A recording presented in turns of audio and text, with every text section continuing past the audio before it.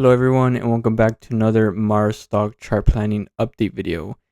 First, I like to get started with Bitcoin just because it gives us a better understanding on what we can expect when we jump into Mara.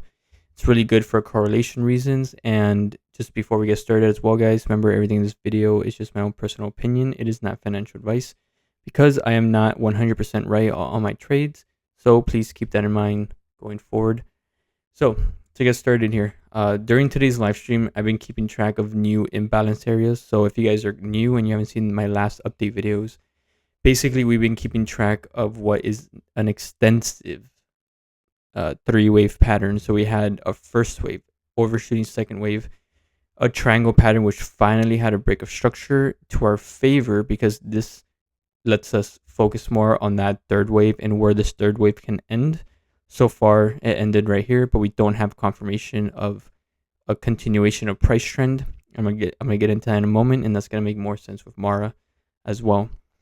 So every structure, we're now in this third structure of the first structure, third, second, and then third of this overall corrective move that we're in the middle of. So basically, to break this down, we're gonna focus on this one right here, the third one, because this is what is going to complete the corrective wave that we're currently in. There are imbalances on the lower side closer to 92K, indicating that there is still potential of price coming down here for the liquidation heat map, I should say. I'm not going to focus on that too much because it is far down, and until we have a finally price trending into this area, then I'm not going to worry about that too much. We got to figure out, first of all, if this is going to be the bottom, and this, again, it's going to make sense in Mara in a moment. But if this is truly the bottom, we need to either have an indication of truthfulness or false, basically. So if we continue to see this price trend higher into this orange area and not get rejected by this 3-day liquidity at 106K and continue to hold the 24-hour liquidity at 102 and 103, then we can indicate that yes, higher prices are happening. We have a continuation of this higher high and higher low pattern that we're currently seeing. Within the structure, we also had, if I can make this a little bit more clear to look at, we had a few imbalances where we finally had a dip recovery. So we recovered into the retracement area. We got rejected, just like anticipated in the last update video. It created an imbalance right here, which was filled. After that, price continued to trend higher. After continuing to trend higher, there's a few things I'm looking at now.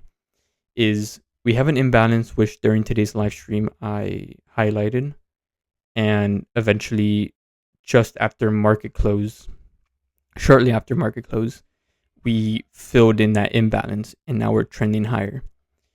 Just like this, where we trend higher, we can trend higher from here and now start trading within the next fib extension area. So instead of a retracement area, it can just transform into this extension area and push the price much, much higher. But the caveat there, if I use that word correctly, is that even though we had a nice pump maximizing this retracement area and then a little bit of a wick into this area, there's two things there that it creates. Well, not creates, but the RSI did not max out that higher range area. It did not go up and max it out. At the same time, it also went ahead and there was enough bullishness where we saw the price break into this area a little bit. So if there's enough bullishness in the background to create this, we can then see that bullishness continue to transfer into this, move down where it pushes it up higher into this area. We've seen that happen many, many times in the past where we have a little bit of a test into an extension area and then later on it is pushed up and then potentially maxed it out as well.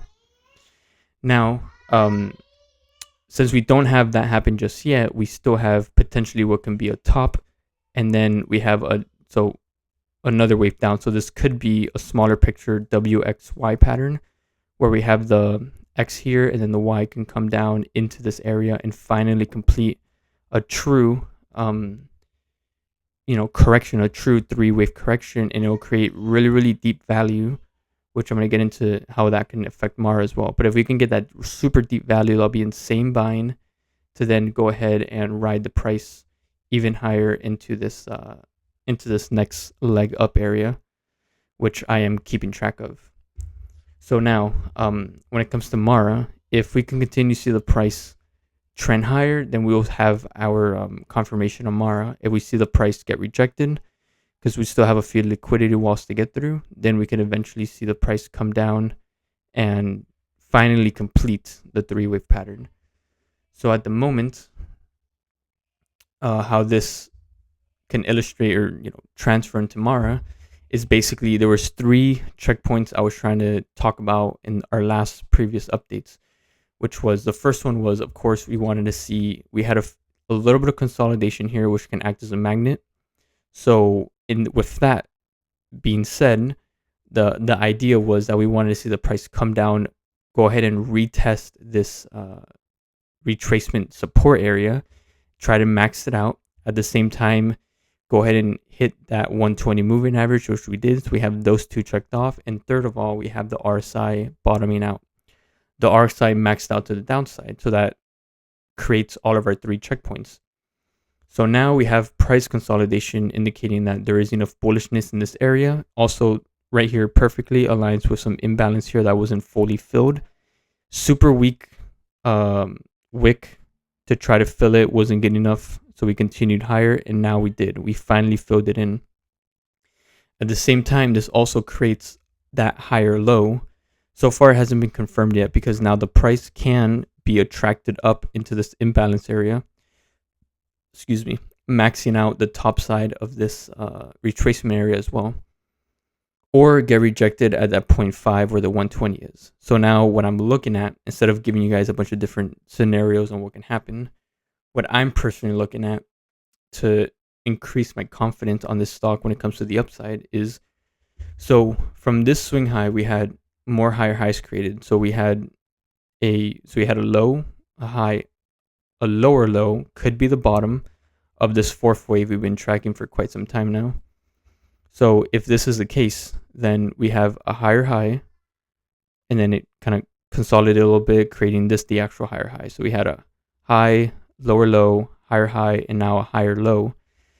The reason this is very significant and it can be very confusing leading into tomorrow is that due to the bearishness we've had recently in both Bitcoin and Mara, we can see not just Bitcoin go into that orange area we talked about, but we can then see Mara come up, find resistance around that 0.35 ideally, where we have the imbalance at. Also, that also falls in line if you were to consider this whole move down. That also falls in line perfectly with the imbalance. So if we can max this out, find resistance at the imbalance, and come back down, that will go ahead and confirm a little bit of a higher high on Bitcoin, giving us an opportunity to ride this up a bit into the imbalance, see if we're going to retest it. If not, it'll be a really good short opportunity to continue the trend lower. Because if this FOMC meeting, it's expected to be no rate cut. But if it stays flat and then Jerome Powell, head of the Federal Reserve, says anything bearish or is too concerned about something, we can see all that hype linger away, and then we can come back down and just retest that previous low one more time. That's the only thing I'm being cautious about. So things are looking real good for the upside. We have all of our checkpoints hit for this to be a good buying opportunity, and this is for sure, regardless of what happens, a great accumulating opportunity, because in the bigger picture we are in an uptrend. This falls in line perfectly with a larger picture support that you can draw right here, and now we can go ahead and just balance out the chart by pushing up higher. The imbalance and then the FOMC meeting is a big factor. It's something that's kind of making me be patient, because anything can happen. I'm not trying to blindly jump into a stock. This is a really good buying opportunity at the end of the day. Great opportunity to offload a decent amount of shares there as Bitcoin attempts to not just go ahead and retest this orange area, but then it gives us an opportunity to protect ourselves if the FOMC meeting ends up being bearish. The only thing is that regardless of what happens in the meeting, due to the discounted area that we're currently trading, although it could go lower, but due to the discount, you know, nature of this level that we're at, also within Mara as well. Sorry, I jumped into the wrong stock by accident. We can just see when it happens, it will just be a buy the news opportunity because expectations were met.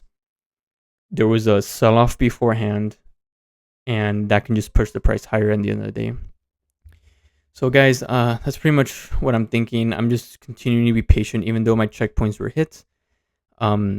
Maybe early morning is a good opportunity to buy. It just depends on what we're looking at because we can easily see the price pump up into this area right here before coming down lower if we do get rejected.